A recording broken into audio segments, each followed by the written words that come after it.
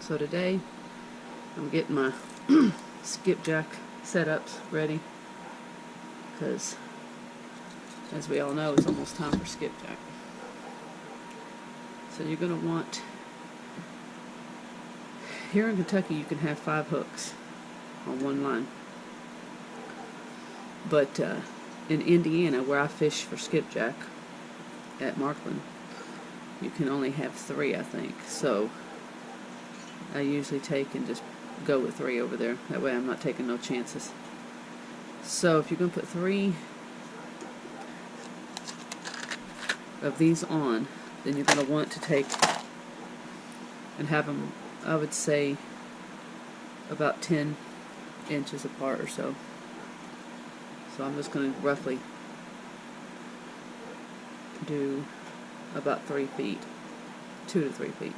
So 1, 2, 3, and then you want a little extra for tying your hooks and all that good. So let's do 4 of them. 4 about 10 inches. I'm using 12-pound line, monofilament. Now everybody does theirs different. This is just the way I do mine. So I bought some 1/8 ounce jig heads. I got some white ones, and then I got some yellow ones, or chartreuse. Because I find that most of the time the skipjack bite off of white or the yellow better than anything. There's a few times I have caught off of different little colors, but most of the time these are my 2 go-to colors. Now I tie these different ways depending on what I'm doing. Sometimes I leave a spot at the bottom to tie a little sinker on. Depends if I want to go down in the water column a little deeper. But for the most part, I just fish with 3 of these tied on. So how we're going to start off is, now you can mix and match, or you can just use all one color.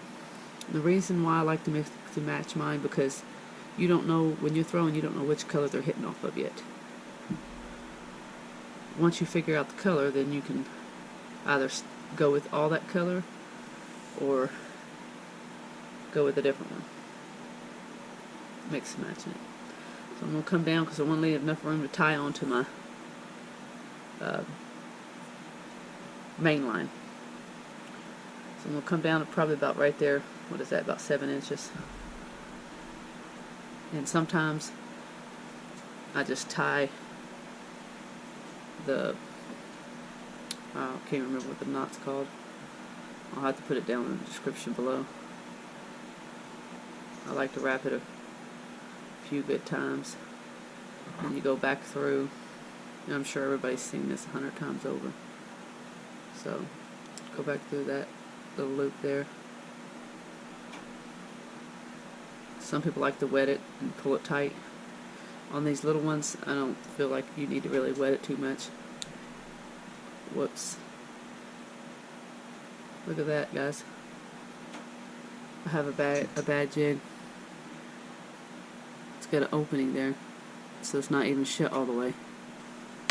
I'll have to fix that one. So now that's gone. I'll put a knot in it, so now I have to make more. 1, 2, 3, and you can always cut off more, so it's better to make it longer. And 4. Try this again.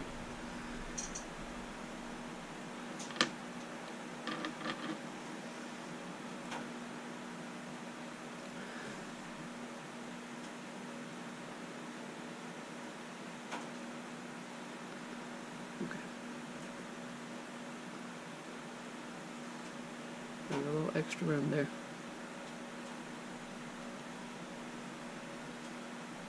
It's a little tedious.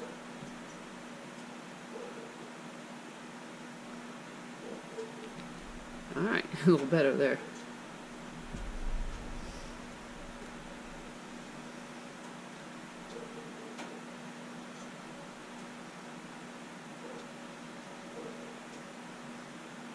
cinching it down. Not crazy, but now you wouldn't think it, but once it gets the jig on there, it basically rides in the water like that. So you got enough room to tie that onto your main line. Sometimes I use a swivel on my main line, and that way if these things break, I can just cut it off right at the swivel and tie a new one on.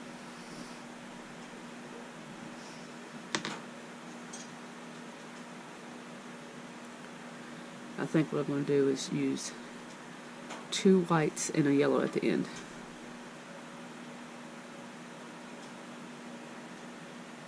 Right. Now,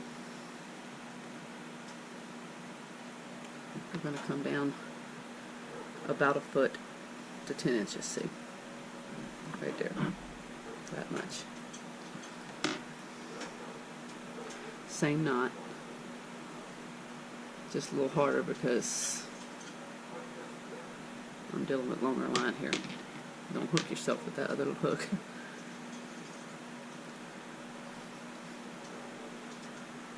Some people, I've noticed some people have their hooks a little closer, but I like to have mine, like I said, 1 foot to 10 inches away from each other. I feel like it gives me more opportunity to get the fish, because once they see the first one, they already start following, then they'll see the other 2 ones trailing. Most of the time they go for that back one, sometimes the middle. I've caught it off the first one before, but for the most part it's the middle or the bottom. Okay.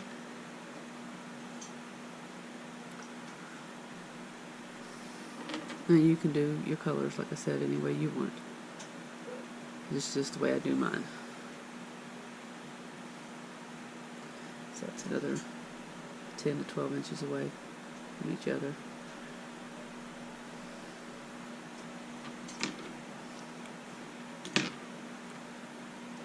This one right here gets a little harder because I mean I can cut it, but I want to show y'all.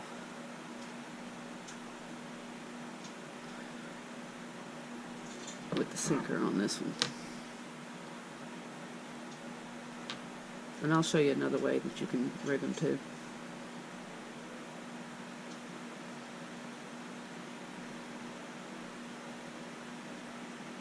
I have to go get my glasses.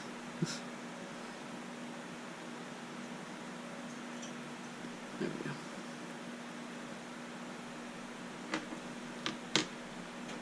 Now, so there we go.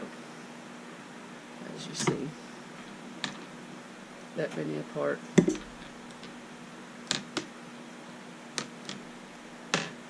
Leave it there.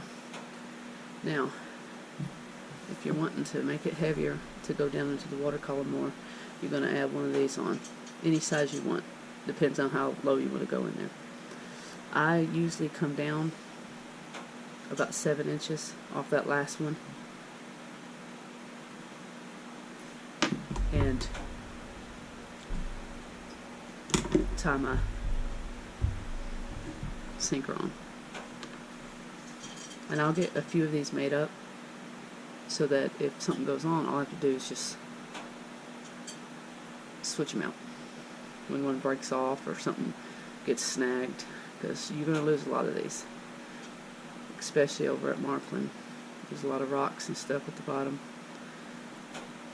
and closer to the bank, so when you're pulling it in, it tends to, especially at a slower pace, you tend to get snagged a lot. Okay, and that's basically it right there. That's for weight, like I said. Then you come up about 7 inches to a yellow, and you come up anywhere from 10 to 12 inches to the white, and then the same 10 to 12 inches to another white. Okay, so the other way I do it is the same amount of string, of course.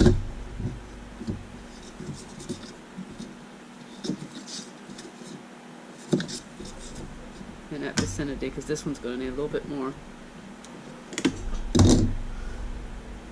And what I usually do with it is run it through like normal.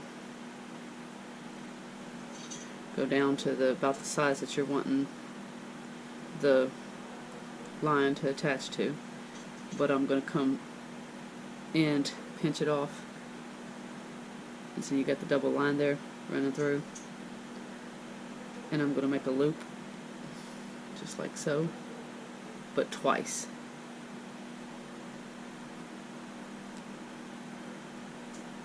And I'm going to lead just a little bit, not much, and you're going to cinch that down.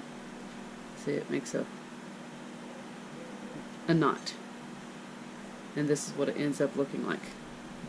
And see how it kind of like has room to play compared to the other one. So when it's swimming through the thing, now this is why the only thing I see that sometimes this gets, sometimes, not all the time, it gets caught up on its own thing if your little jig tail is smaller. But for most part it works good. And then you're going to come down and do the exact same thing 2 other times. And this one ain't going to have a sinker.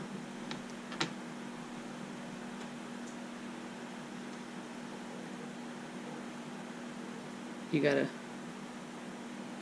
every so often I go over to the dam around this time and check for, you know, if the fish are biting, running, what's happening. Because you want to stay on top of it with them skipjack. Same thing, run it through the eye, pinch it, basically double the line, and then go around your 2 fingers, run it through the middle twice.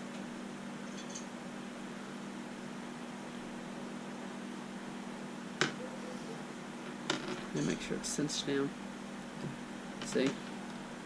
These are about 10 inches apart here instead of 12. And that's perfectly fine. And then the yellow one at the end.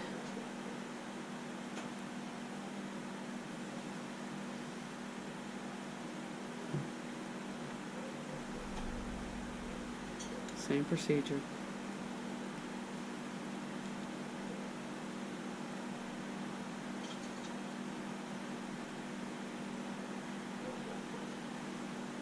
The only difference is you're going to cut the tag end off here. Make no sense of having it too long, unless you want to add a sinker. If you ever want to add a sinker, you can do the same exact thing with the sinker. And there you go, just like so. That's perfect. And you can put whatever color jig tails you want on it. I don't buy very expensive jig heads, just the ones from Walmart, the Eagle Claw, because it comes in a 10-pack, and I think you get it for like $2.98, something like that. I don't know. I kind of like these eighth ounce ones because the hook, as you see there, is thick enough to support like a white bass or striped bass if something happens, because they like them striped bass and them white bass like grabbing this. I've caught some pretty big ones on this, and it's a little harder for the hook to bend out. But of course, if you got your drag right, you can bring in a pretty good sized fish with this. So basically that's it, and we'll make quite a few of these as before I head over to the dam. I also like keeping these boxes because once you make up your hooks there, you can roll it, you know, just intertwine it up in here, and it keeps it from getting caught on anything else and tangled up. Stay tuned for the video of me going over to the dam and actually fishing with these. If you haven't already, please subscribe and hit the like button.